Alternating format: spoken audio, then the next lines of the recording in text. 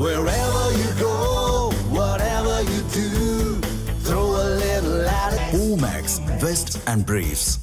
தருமபுரி அருகே கஞ்சா போதை கும்பலால் 80 வயது மூதாட்டி பாலியல் வன்கொடுமைக்கு ஆளாக்கப்பட்ட சம்பவம் அதிர்ச்சியை ஏற்படுத்தியுள்ளது. பாப்பிரெட்டிப்பட்டி வட்டம் மோளையானூர் அருகே வாணிகாறு அணை பகுதியில் கடந்த 2ஆம் தேதி 80 வயது மூதாட்டி காளியம்மாள் புகைக்குட்டைகளை சேகரித்துக் கொண்டிருந்தார்.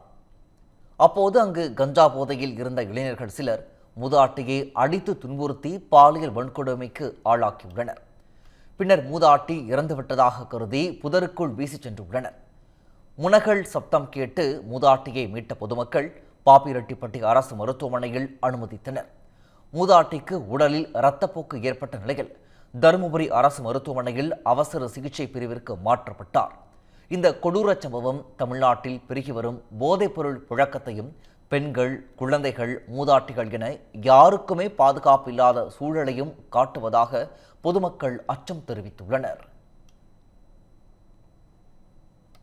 அவளை கீழே பிடிச்சி சரிந்தாலும் உதிரம் பிறப்புறுப்புலேருந்து வெளியே வர்றதுக்கான காரணம் தெரியணும்ல. அப்போ அவள் எதையும் செய்யாமல் இருக்கிறப்ப ரத்தம் வருது. போலீஸ் இதில் தீவிரமான நடவடிக்கை எடுக்கிறதா எனக்கு தெரியல. பார்த்தீங்கன்னா இந்த ஏரியாவில் கஞ்சா நிறைய புழக்கமாக இருக்குது. பக்கத்தில் அகதிகள் முகாம் இருக்குது. நான் ஏற்கனவே போலீஸ் ஸ்டேஷனில் பெட்டிஷன் கொடுத்துருக்குறேன்.